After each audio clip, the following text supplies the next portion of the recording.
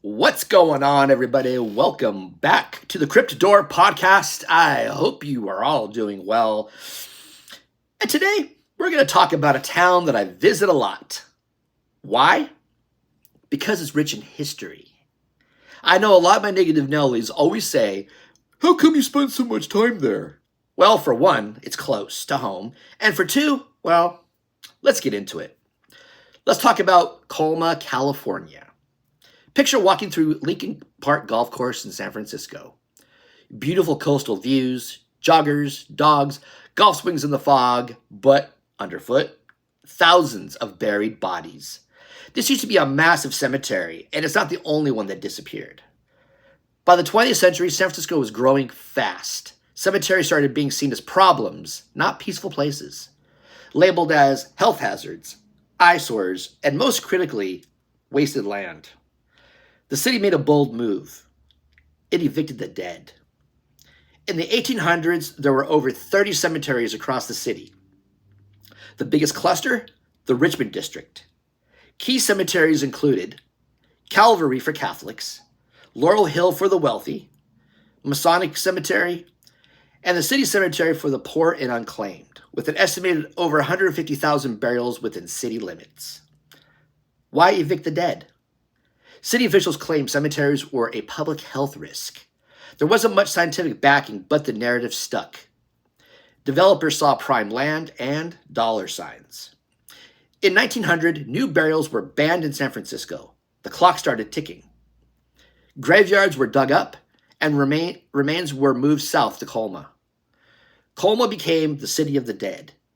Today, Colma has around 1.5 million graves, but only a few thousand living residents, which I think that number's higher now. Former cemetery land got repurposed. Laurel Hill, housing, and the University of San Francisco. Calvary, now medical buildings. City Cemetery, Lincoln Park Golf Course, and the Legion of Honor Museum. Bones are still turning up during construction and renovations on these buildings. That is crazy. What about the headstones? The area part, most weren't preserved. Many headstones were dumped into the bay, used as landfill in seawalls, recycled into sidewalks and breakwaters. If you look at Ocean Beach breakwaters, you can still spot names in the stone. This wasn't just about space or sanitation. It was about who mattered. Poor immigrant and unclaimed graves were often relocated without names or markers, reburied in mass graves. No ceremony, they were just forgotten. San Francisco was built on more than just bedrock. It was built on bones. Every sidewalk, golf course, and museum might be a graveyard. Next time you're at Lincoln Park or the Legion of Honor, stop, listen. The past isn't gone. It's just buried. Many, if not most, of the well-known people who died in San Francisco since the first cemeteries opened there have been buried or reburied in Colma, with an additional large number of such burials in Oakland's Mountain View Cemetery. Some notable people interred in Colma include Cypress Lawn Memorial Park, William Henry Crocker, businessman; Charles de Young, San Francisco Chronicle founder; Phineas Gage, famous 19th century medical curiosity; Edward Gilbert, California politician and co-founder of the Alta California; William Randolph Hearst, newspaper tycoon; Ed Lee, first Asian American mayor of San Francisco; Willie McCovey, Major League Baseball Hall of Famer; John McLaurin, horticulturist; Turk Murphy, jazz musician and bandleader; Hills of Eternity Memorial Park and Home of Peace Cemetery, side by side, Jewish cemeteries serving different congregations. Wyatt Earp is buried next to his wife, Josephine; Marcus Earp. Julie Rosewald, America's first female cantor; Levi Strauss, denim trouser pioneer; Alice B. Toklas is not buried in Colma, although there is a large Tolkien cenotaph for her and markers there for some of her relatives. Holy Cross Cemetery. Joseph Alioto, San Francisco mayor. Jimmy Britt, lightweight boxer. Pat Brown, 32nd governor of California. Beniamino Buffano, sculptor noted for peace monuments and other statues.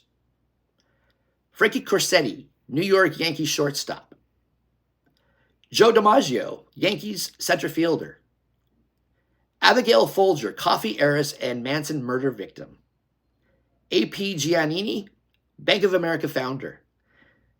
Vince Guaraldi, jazz musician, composer for the Charlie Brown cartoons. Yes, he is in Colma. Captain Michael A. Healy, United States Revenue Cutter Service Officer and first man of African American descent to command a ship of the United States government. James B. or D. Fallon, Senator. Woodlawn Memorial Park Cemetery, Thomas Henry Blythe, developer of Palo Verde Valley. Henry Miller, California cattle rancher. Emperor Norton, a late 1800s San Francisco celebrity known as the Emperor of these United States and Protector of Mexico. Jose Sarria, LGBT political activist who styled himself the Widow of Norton. Eternal Home Cemetery, Bill Graham, music promoter. Greek Orthodox Memorial Park, George Christopher, San Francisco mayor. Serbian Cemetery, Boris Pash, Russian-American military intelligence officer. Gregory Udicki, Serbian Orthodox Bishop of the Diocese of Western America. Green Lawn Memorial Cemetery, James Rolfe, San Francisco mayor and 27th governor of California. The Japanese Cemetery, George Shima, a famous businessman. From what I've read, there weren't businesses allowed in Colma unless they were pretty much funeral-related, like flower shops, monument companies, etc.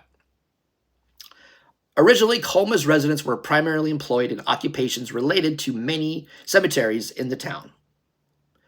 Since the 1980s, however, Colma has become more diversified and a variety of retail businesses and automobile dealerships has brought more sales tax revenue to the town. In 1986, 280 Metro Center opened for business in Colma. It is now recognized as the world's first power center. While every effort has been made to ensure the historical accuracy of this episode, some figures and interpretations are based on the best available research and may reflect ongoing scholarly debates. The story of San Francisco cemeteries and Colma's rise as the city of the dead is complex, layered, and still being uncovered, sometimes literally. We encourage listeners to explore further, visit websites, and remember, history isn't just in the books, it's under our feet. Now that was a little bit of a history on Colma, California. Definitely a very rich city, rich in history. A lot of the people buried in that town were relocated from San Francisco. There is a lot of old San Francisco money in that cemetery. It's insane. And the grave relocations, from what I've read, they cost maybe $10. And if the family couldn't be reached to be told to move their relatives, or the family couldn't spend the $10 for the relocation, I was reading some people, yes, they were put in mass graves. And there's a mass grave in Cypress Lawn. I think there's one called, if memory serves me correct, it's called the Laurel Hill Mound. Some of the mausoleums in like Cypress Lawn Cemetery were taken apart and moved from Laurel Hill Cemetery and other cemeteries in San Francisco to Cypress Lawn and reassembled. Now that is crazy, having to take one apart, move it, ship it over just a few miles into Colma. I'm sure that took, a lot of work back in those days because, equipment wasn't what it was or it wasn't what it is today. So I'm sure those kind of projects probably took forever. And yes, some of the old headstones that weren't being reused were repurposed into certain things. I know that in one of the parks in San Francisco, I can't remember the name of the park now, but they have like this walking path, and the sides of the path are lined with old pieces of headstones. And yes, you can still see names, bits of names on, because they're broken up and put into the sides of the path. And you still can see some of the inscriptions on some of those stones lining this path in this park. And yes, when people are doing renovations on stuff, there's still bodies being discovered. I know, like when the University of San Francisco, when they do like a renovation, there's times where, yes, bodies or remains have been found. There was a story a while back in the news around here where there was these people that had this old house in San Francisco, and they were trying to renovate it, and they started digging up their basement, and in the basement was buried inside underneath was a little girl in I think it was a metal coffin. And they took her out, and they said because of the conditions, because she was under a house, in a cool environment, from what I understand, her remains were pretty intact. And then through DNA and records and stuff, they were able to identify her and give her a name. But before they did that, they gave her a working name. And then when they started doing DNA and records, they found, I guess, some of her relatives, and they were able to properly name her. And they reburied her in one of the cemeteries in Colma. But yeah, crazy things like that. It's like that movie Poltergeist. They moved the cemetery. They moved the headstones, but they didn't move the bodies. There were some bodies left behind. And it's just a fact. I don't know if it was intentional, if it was, somebody messed up somewhere. But yeah, there were bodies left behind, and they're under the golf course. They're under the Legion of Honor. They're under, parks and, everything else, So yeah, that's pretty wild. It's a pretty wild thing, a little bit of history. That's why I spend so much time in Colma, because it's just a hotbed for graves. A hotbed for people who are known in the community or the world for something. Oh, there's several celebrities in Colma, and the one celebrity in Colma over there in Holy Cross, I think doesn't get enough recognition. But this guy is part of probably a lot of our childhoods. Is Vince Guaraldi. He was a jazz pianist. As I said, he composed all the music for the Charlie Brown cartoons. And when a lot of people go to Colma and they talk about celebrities, they talk about Joe DiMaggio, Abigail Folger, Willie McCovey. But a lot of times Vince Guaraldi doesn't get any love. His grave is a simple little grave over on one of the sides of the cemetery in Holy Cross. And I don't think it gets a lot of visitors. But that guy is instrumental for a lot of the memorable music from our childhood, from those Charlie Brown cartoons. In the mausoleum there at Holy Cross is, Abigail Folger. She was one of the Charles Manson family murder victims. She died with Sharon Tate. And then, Joe DiMaggio is in Holy Cross as well. Marilyn Monroe's ex-husband, Joe DiMaggio. He supposedly, after she died, set flowers to her, or roses to her grave every week for like 20 years. Talk about, someone who loves somebody dearly, But yeah, Colma is full of, full of people. The Hearst family mausoleum that's in Cypress Lawn. Insanely huge mausoleum. This thing is like the biggest one in the entire place. Part of, they were newspaper tycoons, the Hearst family, Very cool stuff. Very cool historical stuff, celebrities. I think he was in Holy Cross. Paul Kantner, he was part of Jefferson Starship or Jefferson Airplane. Just all kinds of stuff, And it's very cool, a very cool place. A lot of, open history. I hear a lot of secret stuff about Colma too, that it's unverified, but a lot of secret stuff that I've heard is somewhere in Colma, around or in one of the cemeteries, supposedly, now I don't know if this has never been confirmed, but supposedly there's an underground mausoleum somewhere. I've heard about this more than once. there is no proof. There is nobody that found anything, but supposedly there is. And that would be insane if, that could be discovered and we found this out where it was and we're able to visit on a video. That would be insane. But like I said, there's no proof. It's just I guess kind of a legend of the area. Not that I've ever seen any proof. I've never seen. And it's kind of like, I guess, like an urban legend of the area or whatever, But yeah, and Colma, up until a certain time period, the only businesses from what I read that were allowed up until I think it was the 80s or something were flower shops, monument companies, businesses that deal with the funeral industry. And then after a while, people were allowed to move in. More businesses were created. We have, stores, auto dealerships, all kinds of stuff. And it's funny because the city itself, the last I checked, because what I was talking about was something I found that was kind of old, but I think there's 1.6 million now because the city's population is over 1,600 and some change. And the dead outnumber the living 1,000 to 1. So that number is definitely higher now of, dead to living ratio.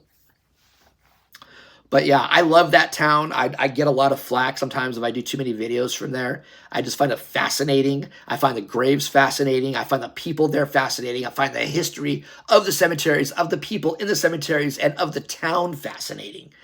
It's a cemetery explorer's hotbed, if you will, But yeah, definitely a place to visit if you're into walking cemeteries and into all that. Definitely a place to visit. Very, very cool vibe. The city itself, it's like I said, it's not very big, but it's got a couple of cool little spots. I think Malloy's Tavern, that's up the street from Holy Cross Cemetery. It's like a little bar. I think it was the old hotel in the city. I think I had found out. But they also have this cool taco truck that's in the damn parking lot there all the time. Very good food. One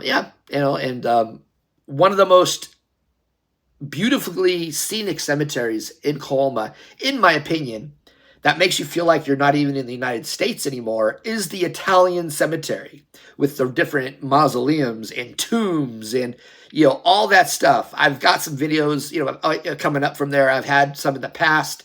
Very scenic on the mausoleums and the tombs and the crypts and, everything else. Very cool place. Yes, I do plan on getting out on the road again. The weather is becoming nicer.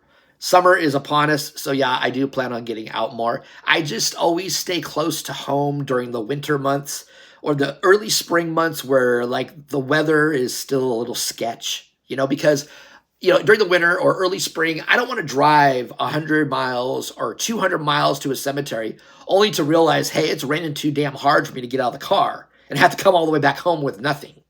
So during the winter, I stay closer to home where I'm not investing a lot of time in case the weather becomes unpredictable and messes me up.